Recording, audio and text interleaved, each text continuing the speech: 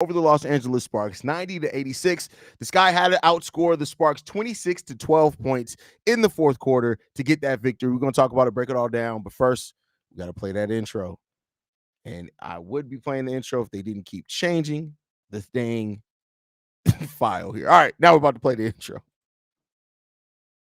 Welcome to Chicago Sky Central, and here's your host, Haize.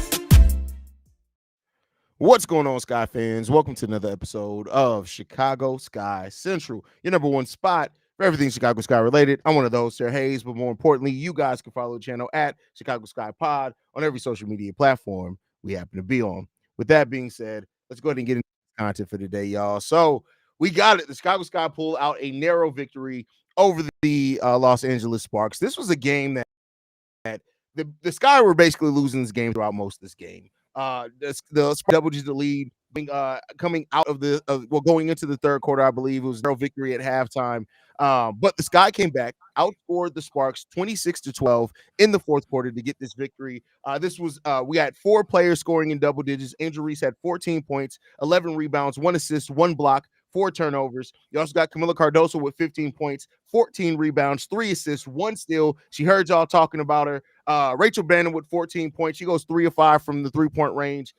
5 of 8 overall from the field, and Lindsey Allen having her best game of the season, going 7 of 11 from the field, 16 points, 6 assists, 4 rebounds, 1 steal in this game. She stuffed that stat sheet, and then leading the Sky off the bench and scoring, Isabel Harrison and Kennedy Carter with 9 points. Stevo, how you feeling about this game, brother? They had to win this game. Mm-hmm. They had to straight up because they was beating themselves this whole game. That's pretty much what it was. I mean, as we know, the talent, we lost a big, tremendous piece of our scoring with Marina, so we're going to take a hit with that. And like we said, because we took a hit with that, execution got to be damn near perfect, no matter who team we're going up against. Because like we said, we don't just have the best talent in the league when it comes to the entirety of this team. So smoking layups. First of all, that whole first quarter up until probably the last 2 minutes was just everybody was just scoring back and forth. There was no defense being played. To me, still, even to the final whistle of this game, we still not playing the Chicago Sky brand of defense that we're known for. And like I said, when you take a big hit from losing one of your key players, it is what it is. But most importantly, we fought hard. We had to win this game. That's what we did. LA did her thing. LA is easily the player of the game. She the one that kept us steadfast. She the one that kept us composed, even when we wasn't. She made big shots, pivotal playmaking decisions, and she's the main reason why we won this game. Yeah, yeah, definitely. And then Camila Cardoso having her best game as a pro so far today with her double-double. And the thing that I liked about Camila Cardoso, and one of the things that a lot of people have been judging her on, the physicality. Sometimes the physicality just look like it's gotten to Camila at times. And I would say this, in the first half, Lee Yarou, who was a former Chicago Sky player, by the way, was giving Camila some work. Like, you could tell that physicality. But I think that Camila took that, went into the half, and then basically was like, hey, I'm not no hoe, and came out and played like you ain't finna push her around on this court. That's how we need Camila Cardoso to play. A Camila Cardoso that's running the court, using her physicality, using her size. There's no reason she shouldn't be a double-double machine. I know a lot of people have been kind of judging her harshly in her rookie year, at least to me. She started off with an injury, didn't have an off season, but I think that don't be surprised if Camila finishes the season strong. But next season, Camila, we'll see a lot more of this type of Camila, I think, than what we've seen this season. Yeah, especially like I noticed when she goes up against like superior post players, that's when she tends to shy away from things. It's almost like she doesn't have enough confidence within herself, and I think that's her main biggest thing. Like I think she went through the first few games of her career and towards the end where she realized she just couldn't be big. Like there's people that just as big as her. And sometimes she shies away from times when she can be big in certain situations and get the buckets that we need. But it's mainly a confidence issue because you seeing her came out the gate. She was the first person to get a shot attempt. She missed, but she came right back, got our first 2 points of the game, and she was steadfast rolling. And to me, I do got to mention that I would like to see way more pick and rolls with this team because they couldn't stop it. No matter, every time we did a solid pick and roll, they couldn't stop it. So yeah, it's all about confidence with her. She's going to have to get stronger. Definitely gonna have to get more patient. I think that's another thing that she's missing. That around the rim, she just typically just throws shit up. And if she just be a little bit more patient, make sure she's squared up, make sure she's not taken away from her length, and follow through with her hooks or her lays or whatever, it'll be way better. And yeah, I think towards the end of the season, you will see her finish the season way better off than she started. That's a fact.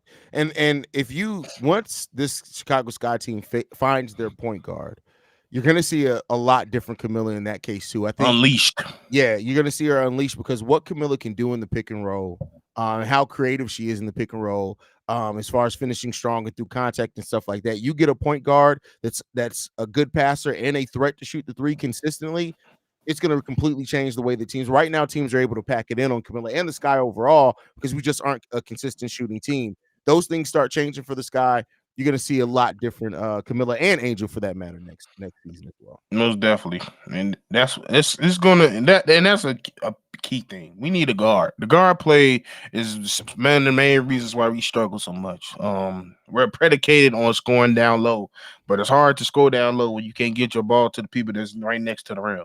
So once we figure that thing up, the offense is gonna look a hell of a lot more easier. But yeah, I think both of them definitely need to work on patience, getting stronger footwork, and especially Angel, stop bringing that damn ball down to your waist. That's just a bad habit she really needs to break. But I'm sure she's gonna work on it in off season.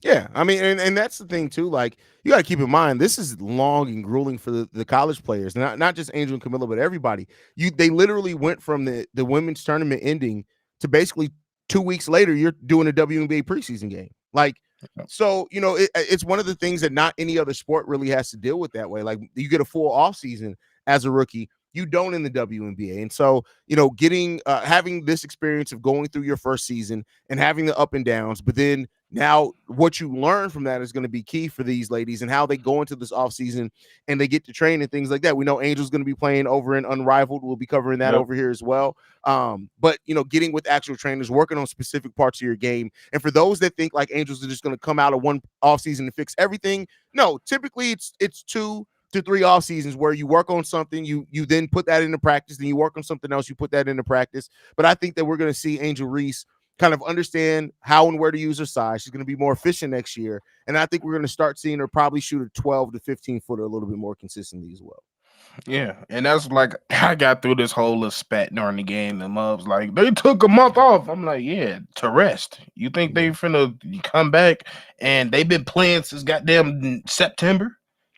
No, they're not gonna spend no time. No rookie, like I said, no rookie was in a gym until they got called back to practice. They was resting. Nobody got like they had no time off. Everybody else they could, but still, if a lot of them going overseas or coming from overseas, they took that time to get some rest.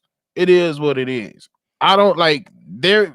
You don't work on your game during the season. I don't know how many times I gotta say that. You work on your game. It's very during hard off season. Yeah. It's very hard to work on things in your game during the season where you're traveling. You don't have a home base. You're doing all this type of thing. It's very hard. You don't typically see that. They can do some refinement of things, but as far as if you need to change something about your game, it typically doesn't happen. And your role, and your role in the game, like we don't need to do all the stuff we want Angel to figure out to be. We don't need it right now. It's year one. It's year one. Half of these teammates you see right now not going to be here when the real crew is here. Shit, honestly, with how many people are free agents at the end of this year, most of them may not be here next season. Next year. I mean, and that's just being real. We could very well see it be Camilla, Angel, Kennedy, and Michaela Onywerde, and maybe Lindsay Allen as well next year. Like almost everybody else's contract is up. Then on top of that, you got to make players available in the expansion draft, right? So Rachel Banham and Lindsay Allen are both still under contract next year. But I'll say this, for Rachel Banham to be a veteran guard who can shoot the three, she may be kind of attractive to expansion team as well. So just keep on the lookout for that. So But overall, like this Sky team is not even remotely near the finished product that it's going to be in either personnel or skill set, right? When by time we really get to truly competing, being a competitor or contender for a title, and the process is there. It's going to take time. I get it. It can happen a lot quicker in the WNBA, especially with the Sky having multiple picks in the next two drafts, but it's still a process there. Yeah, and like I said with the Chicago Bulls, you can't rush the process. When you try to rush the process, that's when you build something that may fizzle out just as quickly as you put it together. Yep, 76ers. That's a fact. That's a fact. Says what FSU Seminole says, what about E Will? Bring her back. Here's the thing. We talked about that a little bit in the pregame show. I'm not against bringing E Will back, especially as a third big, but the only thing is she had a serious injury. That's a serious injury. And if the Sky can get somebody either that's still a vet or younger without the injury concerns, they may very well look to do that. Now, I would love E Will to stay here. And I think, especially with her not having as big of a load anymore with Camila and Angel being here. But then what if Elizabeth Williams wants? She's still a starting level center. What if she wants to start? So yeah, what if she want to win? Yeah, like it's a lot of factors when it comes to that. And like one of her calling cards at this age is she's still pretty athletic compared to the people that's her age now. So who knows what she's gonna look like for coming off a meniscus tear. Oh, see, and this is where the dumbass narrative stuff gets. Let me ask you this: where do you get that she's putting her in the doghouse because of Barbie? She's sick. She just had a IV. She's not in the doghouse because of anything with Angel Reese. Y'all just stop the soap operification of sports. Stop it. It just stop it. Stop it. The same motherfuckers that be in there. Oh, she'll follow her on Twitter. Stop. Get out them people business. You don't know them. They don't know you. Exactly. Kennedy probably will resign during the offseason. Well, she's a restricted free agent, so the Sky can match any offer. So if they want to bring her back, they'll bring her back. And I hope that they do, because to me, Kennedy Carter's young enough to fit this core. And if you have three pillars in Angel, Kennedy, and Camila to keep building around, your rebuild is off to a real good jump start. Yeah. So, but I know we talked about the negatives. We talked about some of the positives because the Sky were able to win. Let me ask you this, Stevo. The Sky now moved to 11-15. They now have if I'm not mistaken, a 6-game lead over the Sparks. I don't know if Atlanta played today to create any more separation there. Hold on, give me 1 second to check. No, so we also have a 2.5-game lead over the Atlanta Dream as well. What do you think needs to happen over these remaining 14 games? What do you think is a safe number for the Sky to win to be able to still get in there?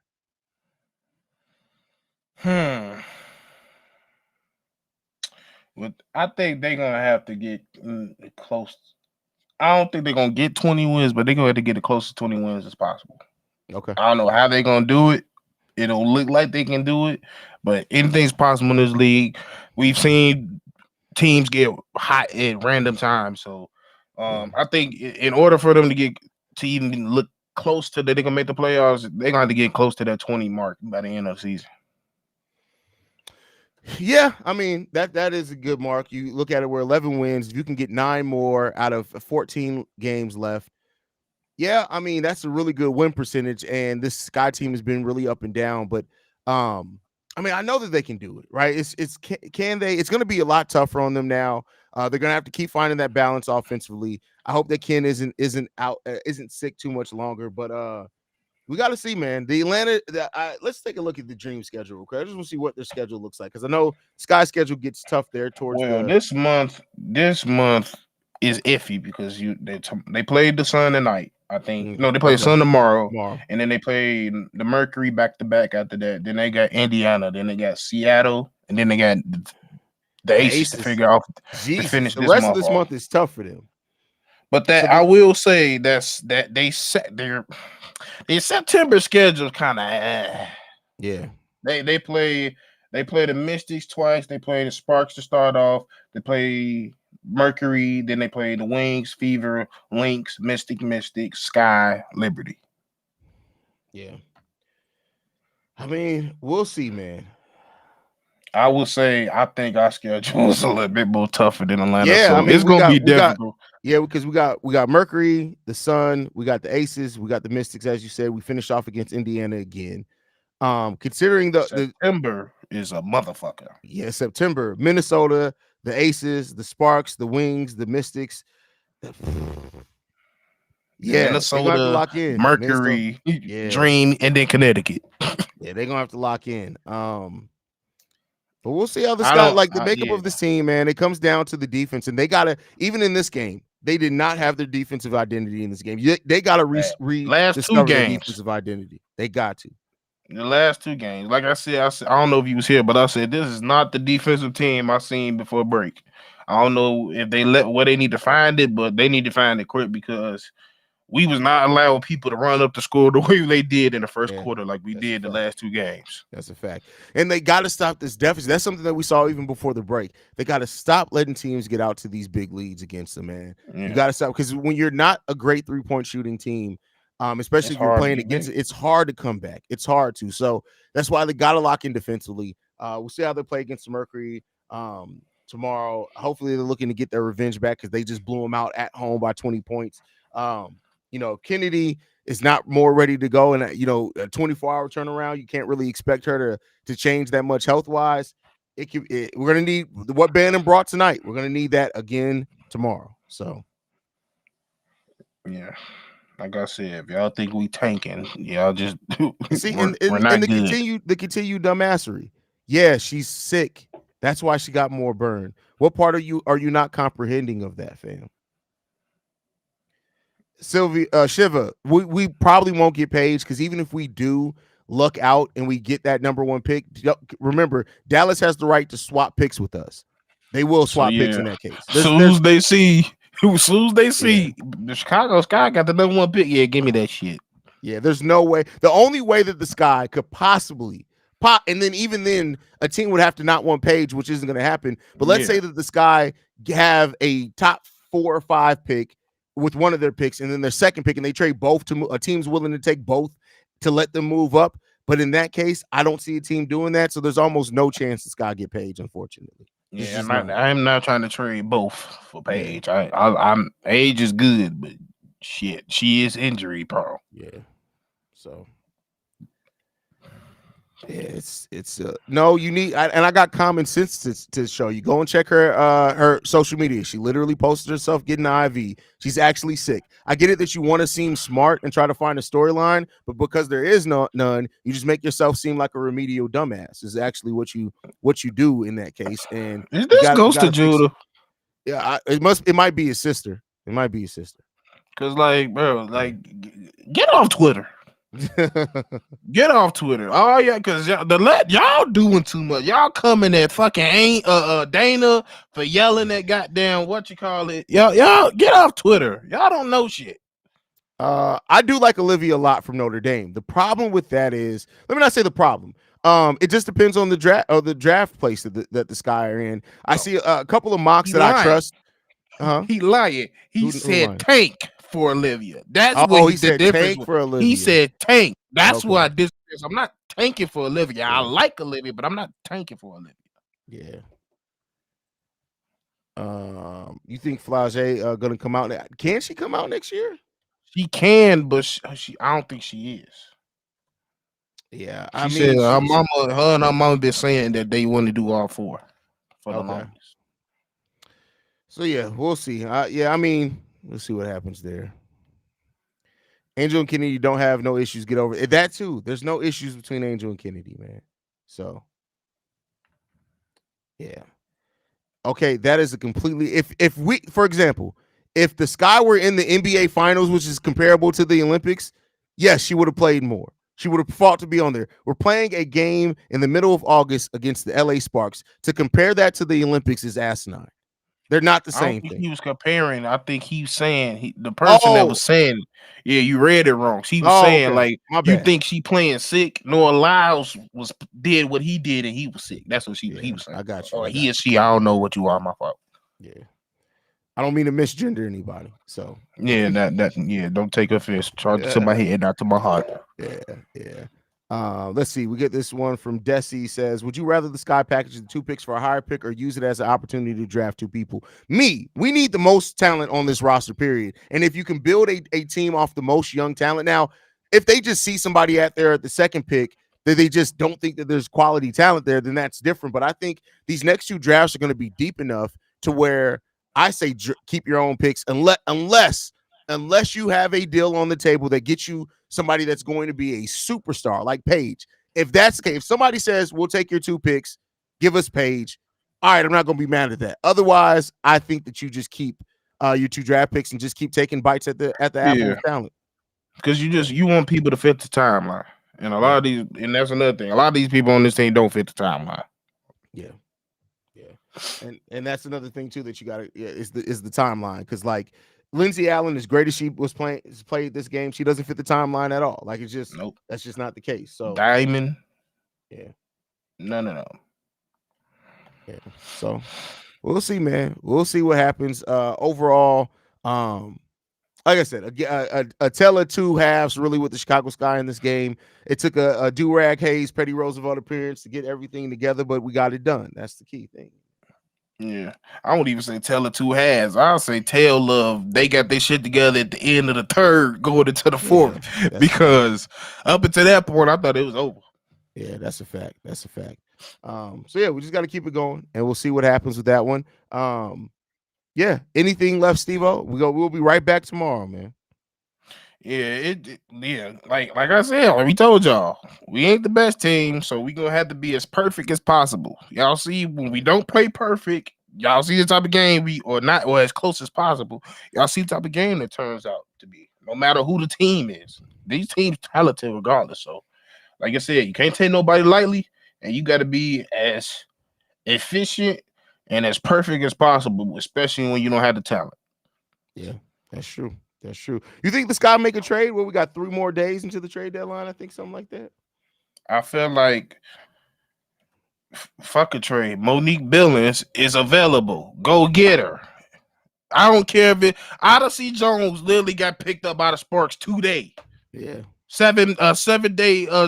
You could do 7-10. I don't give a damn. She right there. I guarantee you she will help you. I guarantee you. Mark my fucking words. There's people out here you don't even have to trade for that can help this team. Yeah. And keep in mind, y'all, we have 3 days into the trade deadline, and the season ends September 19th. We're basically a month away from the season ending. We're the last month of this season for the most part. Let's hope that the Sky got the best left to play, man. So yes, we got a little more in the tank, hopefully. Yeah. So make sure you guys are following us at Chicago Sky Pod. You can send us any feedback, questions, comments, concerns, Chicago Sky Central gmail.com. Lastly, if you want to leave a text message and or voicemail for the mailbag, the number to do so, 773-270-2799, with the #1 spot for everything Chicago Sky related. And we'll see you beautiful people tomorrow, y'all.